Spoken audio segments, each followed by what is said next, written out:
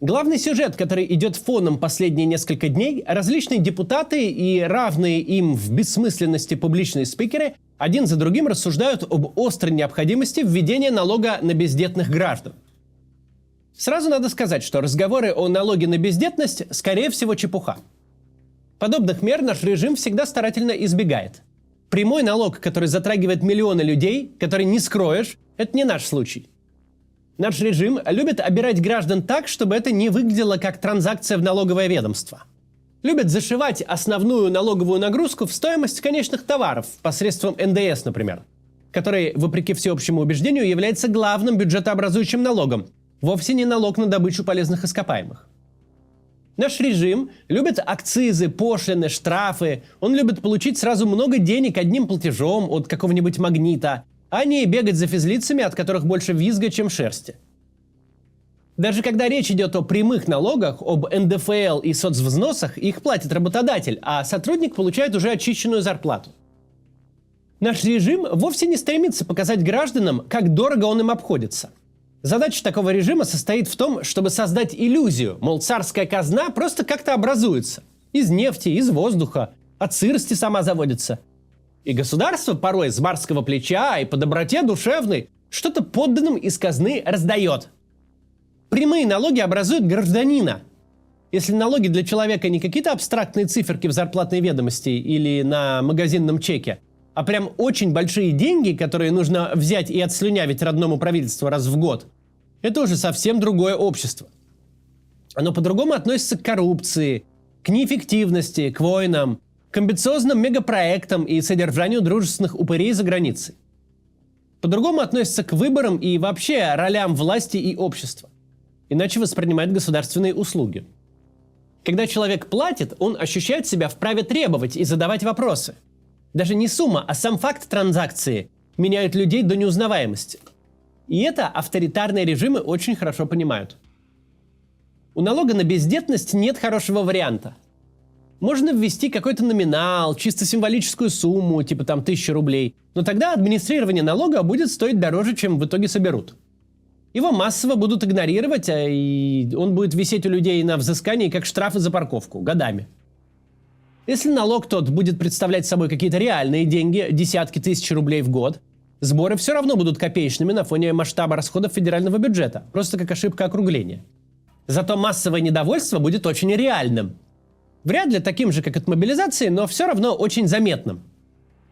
Такой налог – поиск проблем на пожилую башку безо всяких надежд на заметный фискальный эффект. Это выстрел себе в ногу. Может быть, конечно, все что угодно, но с очень высокой вероятностью я бы сказал, что подобных проектов в реальности можно не ждать. Однако само по себе публичное это бульканье отражает два важных направления мысли, следы которых видны в каждой инициативе и в каждом скандале и заявлении. Первое направление – это поиск денег. Поменьше надо слушать юродивых депутатов. Достаточно знать, с каким вожделением Минфин рассуждает о тех деньгах, которые скопились на депозитах граждан, явно имея в виду, что эти денежки гораздо лучше будут себя чувствовать в бюджете. Выражение «граждане новая нефть» появилось задолго до войны. К ресурсу этому боятся подходить напрямую, по названным выше причинам. Но понятно, что мозговой штурм по данному вопросу идет постоянно. Не будем забывать, что с 2025 года в России больше не будет плоской шкалы подоходного налога, а налог на прибыль вырастет на четверть, до 25%. В проект федерального бюджета заложен значительный рост коммунальных платежей, гораздо выше официальной инфляции. Повышен целый ряд сборов и пошлин, причем некоторые вырастут почти на порядок. Расторжение брака, например, подорожает с 650 до 5000 рублей для каждого из супругов. С одной стороны, рост налогов диктует явная потребность в деньгах бюджета, которые не сводят концы с концами. С другой, руководство понимает, повышать налоги в лоб – идея дурная и опасная. Нужно как можно дольше в гражданах поддерживать иллюзию, будто вся эта война – эдакий аттракцион неслыханной щедрости. Что миллионы за подписание контракта и зарплаты за сборку дронов и шитье бушлатов, они просто так возникают, из воздуха. Деньги у граждан из кошельков тащить надо, и чиновники это понимают. Что у реального начальства на уме, как бы стащить так, чтобы никто не обратил внимания, то у всяких публичных громкоговорителей типа депутатов на языке. Они понимают, куда ветер дует, и пытаются в этом потоке обитать. Вторая важная мысль – надо откуда-то брать людей. Почему начальственный мозг как-то увязывает текущий дефицит людей везде, от промышленности до фронта, с рождением новых младенцев, непонятно. Но их явно беспокоит, что 2024 год под все разговоры о традиционных семейных ценностях поставил абсолютный антирекорд по рождаемости за все время наблюдений. Понятно, что говорить о деторождении сейчас в тему, что эти мерзотные рассуждения о том, сколько именно детей граждане должны своему государству, они начальству греют душу. Это хороший способ привлечь к себе внимание и быть в общем тренде. Да, закона такого не будет. Он принесет огромные риски в сочетании с очень сомнительным выхлопом. Но совершенно очевидно, что государство смотрит в эту сторону. Ищет способы решить проблемы с отсутствием людей и денег. Понятно, что базово эти проблемы нерешаемы. Людей будет столько, сколько есть, за вычетом тех, кого успели угробить в окопах.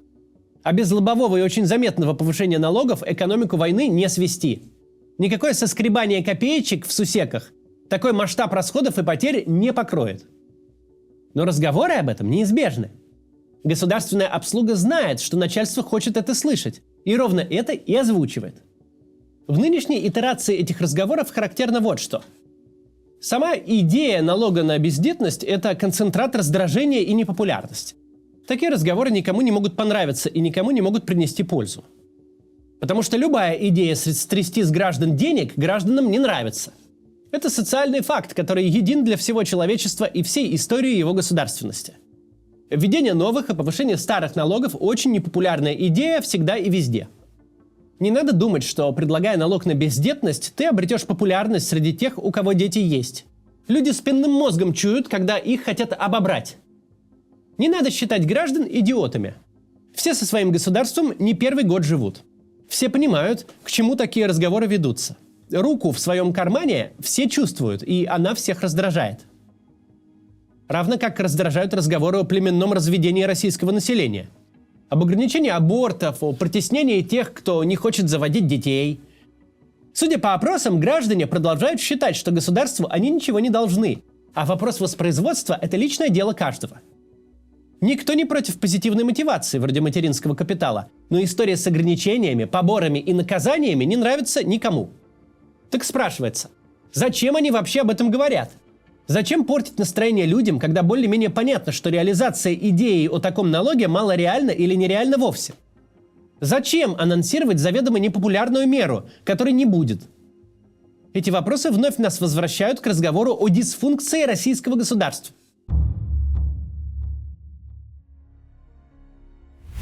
Прямо сейчас существует две параллельные реальности. Помимо настоящей существует реальность начальства. Там нужно без конца говорить о том, как много наши граждане государству задолжали. О том, как граждане государства подводят и не оправдывают высокое доверие. Как с ними никакой каши не сваришь. На фронт не идут, рожать не рожают. И вообще население выросло непригодное для великих свершений. Мы с вами уже обсуждали. С точки зрения Путина и его присных, поколение, которое при них выросло, предатели. Это антигосударственное поколение, от которого ничего, кроме протестов и побегов за границу, не дождешься. Идеи о том, что народец этот, подросший, надо как-то прижать к ногтю, явно живут в среде пожилых вождей. Идеи о том, что всех нужно заставить рожать, а из рожденных воспитать себе лояльное поколение с помощью разговоров о важном и прочего такого, такое явно циркулирует по условному совбезу. Подобные инициативы – музыка для начальственных ушей. Неважно, насколько они реализуемы, важно, что тот, кто их произносит, он государственно мыслит, верно понимает момент. Именно к начальству, не к гражданам, обращены эти инициативы. Этот конкурс идей, где каждый стремится зайти чуть дальше. Стремится показать, что он верно понимает направление государственной мысли и старается порадовать стариков. Мысль у них на этом месте заканчивается. Начальство вообще не задумывается, что они со своими халуями не живут в замкнутом мире. Что вообще-то люди это слышат и воспринимают вполне серьезно. Государство перестало понимать базовую истину. Да, вы считаете своих граждан с одной стороны бессмысленными нахлебниками, с другой дойными коровами. В этом нет секрета, это не вчера появилось. Но все-таки базовое требование к политике в ее публичном выражении – такое отношение скрывать. Не говорить людям в лоб, что они тебе нужны исключительно как спонсоры войны и инкубаторы солдат. Пропаганда нужна авторитарному режиму, чтобы скрывать мысли начальства, чтобы не так уж прямо раздражать людей. Вся политика предыдущих лет стояла на том, чтобы обирать и ограничивать в правах граждан таким образом, чтобы они этого не заметили.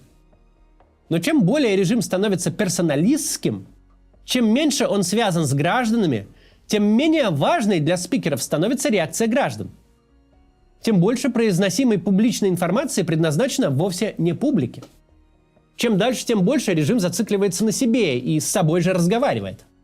Что извне выглядит отвратительно, но дело даже не в том, как это выглядит, а в том, что это означает для будущего. Не просто слова становятся более безумными и самоубийственными становятся решения чиновников. Ведь чем меньше ты контактируешь с реальностью, тем сложнее осознать, что твои поступки безумны и самоубийственны. По публичным речам, даже если у них заведомо не будет реальных последствий, можно сделать вывод о функциональности режима. Это не единственный показатель. Неспособность остановить криминальный дележ бизнеса со стрельбой в Москве тоже неплохой.